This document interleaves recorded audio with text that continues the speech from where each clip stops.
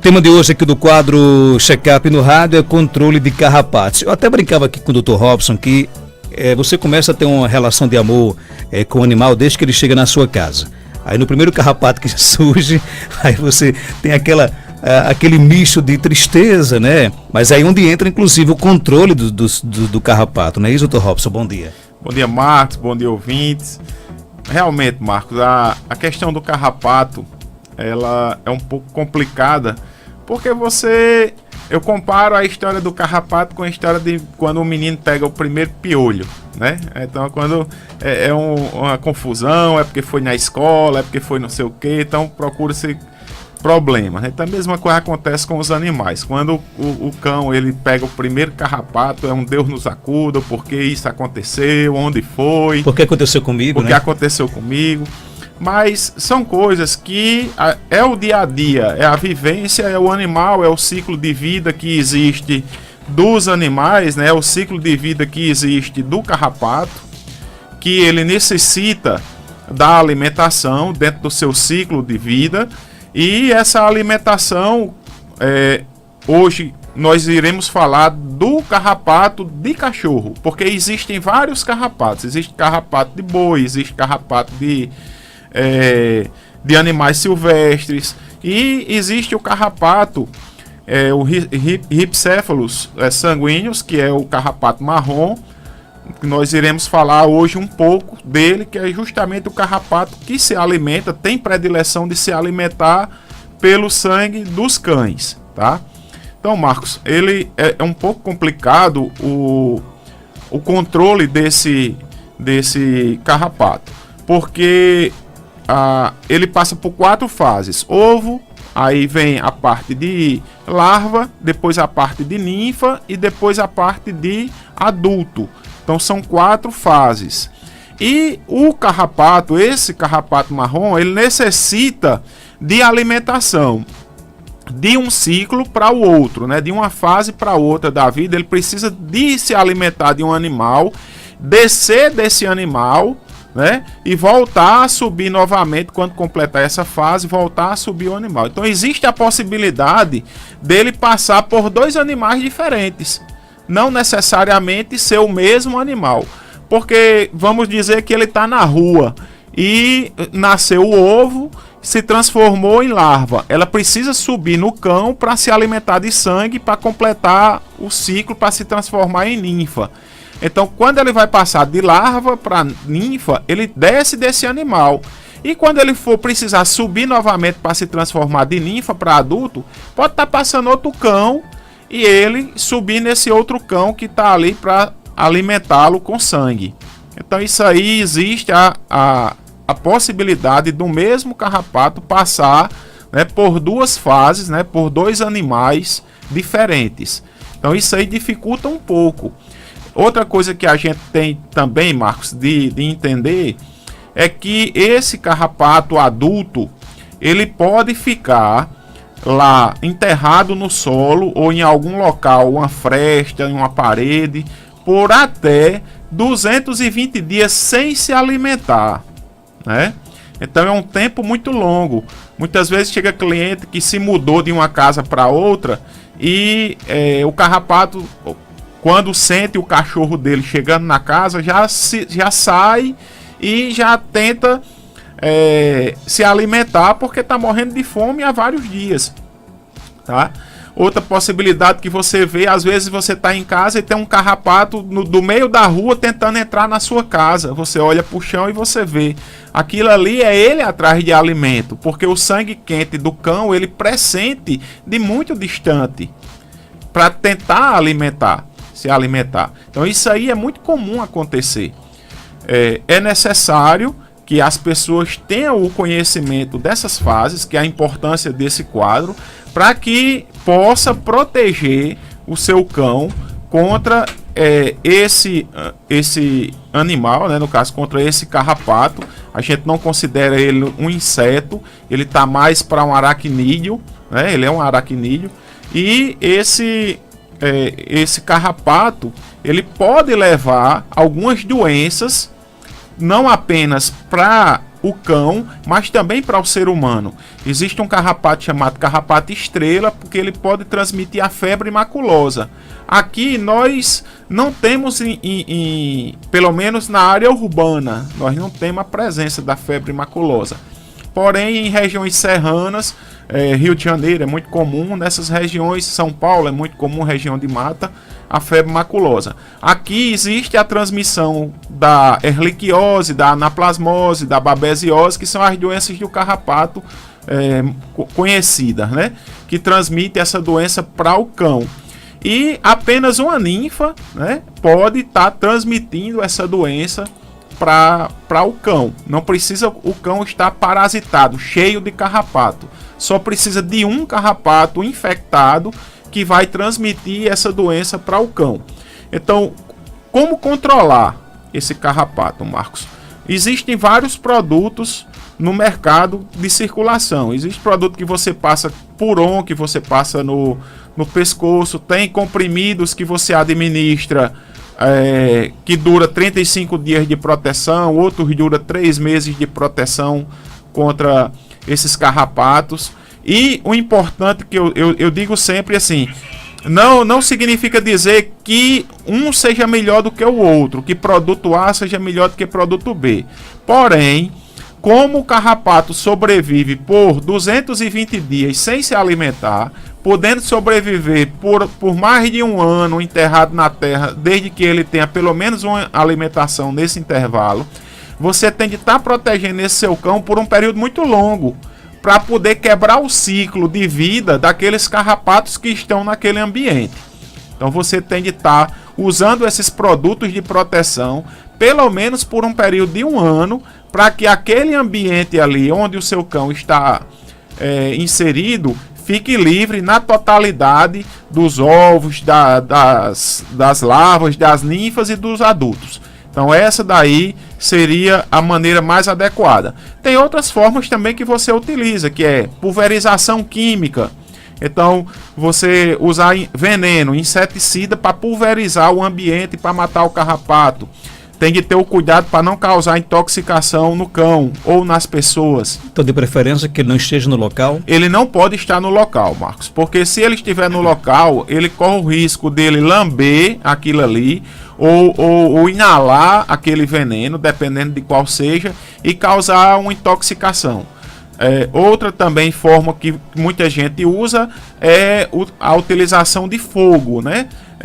Chama-se vassoura de fogo, que é um lança-chama que você vai na intenção de matar e de queimar os ovos e a larva, ninfa e adulto que esteja nas frestas.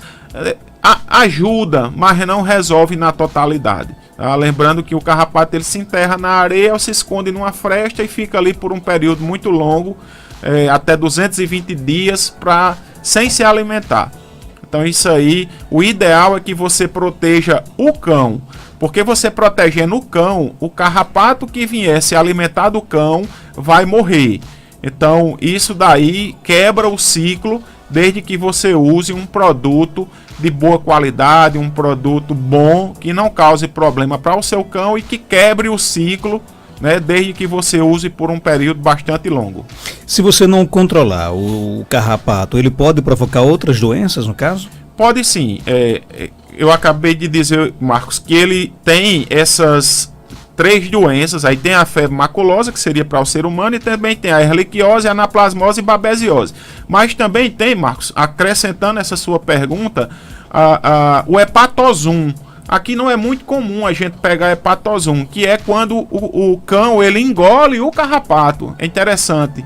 Não o hepatosum não é pela ingestão, né, pelo repasse sanguíneo quando o carrapato pica o cão, mas sim quando o cão ingere o carrapato. Aí vai ocorrer a transmissão dessa doença que chama-se hepatosum. Então tem esses problemas, né? Além do incômodo, do inconveniente, da irritabilidade. Tem carrapato que transmite uma doença para cães que tem alergia à picada do carrapato, chama-se DAPC, que é dermatite alérgica à picada de carrapato. Então o cão ele vai ficar todo irritado, né? A pele vermelha, ali cria irritabilidade, pode transmitir para o cão também uma toxina, que essa toxina pode dar uma paralisia dos membros posteriores, né? Causa desconforto, essas doenças de irritabilidade, pode causar um quadro de anemia, diminuição de plaquetas, e essas plaquetas podem propiciar sangramentos em qualquer parte do corpo quando ela chega a níveis muito baixos, e existe a possibilidade de óbito desse animal. Então isso aí é bastante preocupante, e hoje é um dos principais problemas, né, que se chega nas clínicas veterinárias, são as doenças transmitidas por carrapato. Tem uma pergunta aqui do nosso ouvinte, ele disse que é estranho, porque o cachorro dele nunca saiu da casa. Raramente ele dá um passeio e ele pegou carrapato. Como é que isso aconteceu? Veja só, o carrapato ele pode vir para sua casa sem ser convidado. Sem ser convidado, evidentemente, porque eles pressentem o sangue quente do cão, e ele, por estar com fome, o carrapato, por estar necessitando de se alimentar, ele vem andando simplesmente e entra na sua casa mesmo, vai lá para o muro onde se tiver o carrapato, se tiver lá. Então é muito comum pessoas que criam cachorros domiciliados, que são cachorros que vivem dentro de casa, não saem para nada, mas que às vezes, se for uma fêmea, entrou no cio e começou a ficar muito cachorro na frente da casa dele, e esses cachorros estão com carrapato, e os carrapatos caem desse cachorro e tendem a entrar no domicílio. Em fêmeas acontece muito assim, tá?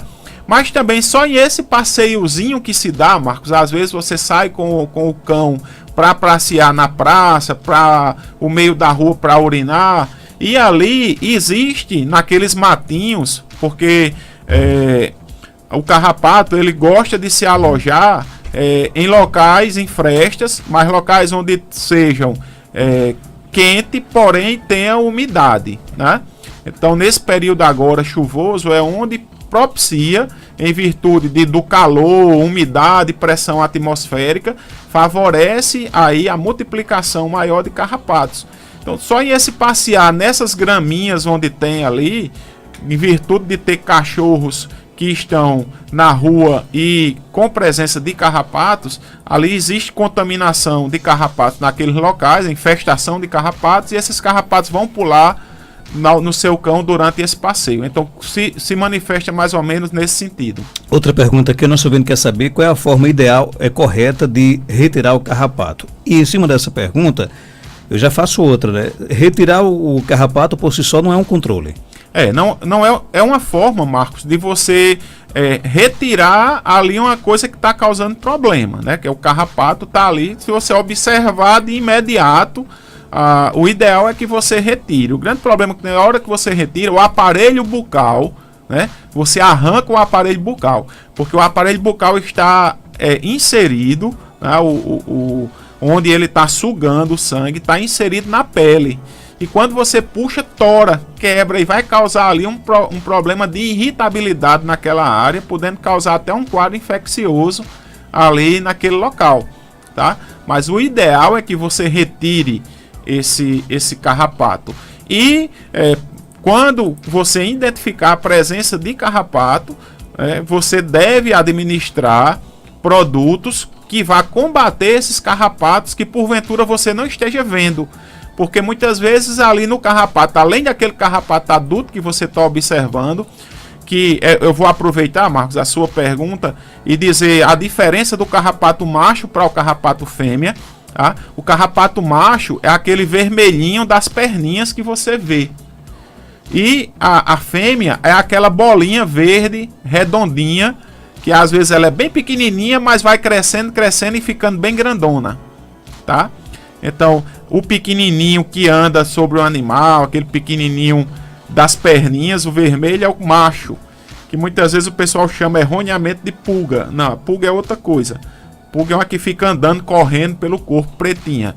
Aquilo ali é um carrapato macho, o vermelhinho das perninhas. E aquela bolinha, né, verde é a fêmea, tá? Que ela cresce, engurgita e depois desce no animal para pôr uma grande quantidade de ovos, e que é quem completa o ciclo aí de reprodução do carrapato. E como é que deve ser essa remoção do carrapato? Pode ser com o dedo? Não. Olha, não vai existir transmissão de doença por contato, tá? Então, se você puxar com o dedo, não vai transmitir para você nenhuma doença em virtude de você estar puxando. O ideal é que você pegue uma pinça ou pegue um algodão e você faça essa remoção, tá?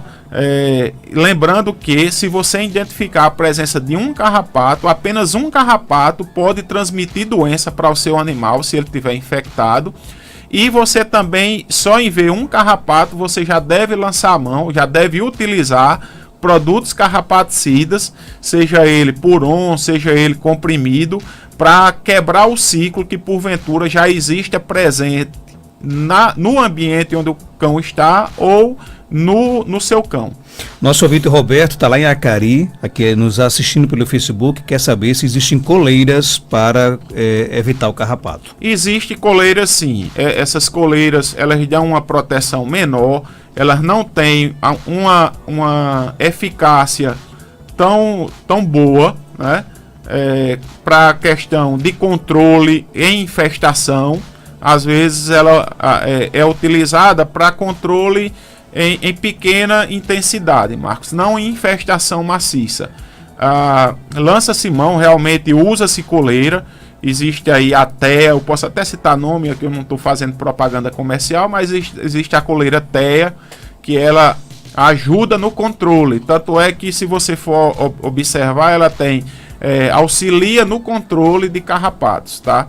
Então, os produtos hoje que realmente a gente sente uma garantia, né, de eficiência e de eficácia seriam os produtos puron e os comprimidos. Aí os comprimidos mais conhecidos são o Simparic e o Bravecto. Ainda tem o NexGard e tem outros produtos mais. Mas os mais conhecidos são o Simparic e o Bravecto. O Simparic protege por 35 dias e o Bravecto protege por 3 meses. O carrapato provoca sofrimento ao animal? Pode provocar irritabilidade, pode provocar aí anemia, né? Dependendo da quantidade de carrapato que esteja, ele suga uma quantidade grande de sangue para poder se alimentar. Então vai causar anemia. E se ele transmitir alguma doença, aí sim pode causar problemas maiores, né, para esse animal, podendo levá-lo à morte. Pergunta aqui no nosso WhatsApp. Bom dia. Bom dia. Minha cachorra tá com 8 anos. Ela nunca tinha namorado. Só que dessa vez ela deu o cachorro pegou ela sem a gente ver. Ela tá perto de 1 mês. Só que ela tá botando uma secreçãozinha. Aqui e acolá aparece uns pingos de sangue no chão. Ela tá com alguma coisa de não sei o que, de aborto. E aí, doutor Robson? Marcos, para eu poder dizer na certeza o que seria o problema, a gente teria de fazer uma ultrassonografia para ver se existe, por exemplo, uma piometra, para ver se existe uma gestação, para ver se existe uma hemometra, algum comprometimento, uma metrite, para ver se tem alguma coisa no útero desse animal. Mas é interessante que ultimamente a gente tem observado o crescimento, Marcos, de um problema aqui na nossa cidade, que é uma doença sexualmente transmissível, né, que é o TVT, que é o tumor venéreo transmissível. E nessas situações assim que o animal fugiu, tal, pode ter havido uma laceração de vagina, mas também pode ter ocorrido a transmissão de um tumor venéreo transmissível, que esse tumor dá justamente essa característica, né, quando ele começa a crescer dentro da vulva, né, dentro da vagina, ele começa a ocorrer esses sangramentos, começa a pingar esse sanguezinho no animal e tem esse desconforto, embora tenha tratamento, né? Tem tratamento, é um tratamento com quimioterapia e o animal fica curado. Mas é interessante que observe isso, se existe esse sangramento, e só um médico veterinário vai conseguir passar um espéculo para fazer essa visualização, né, na vulva ou na vagina, para diferenciar se é ou não um TVT, um tumor venéreo transmissível.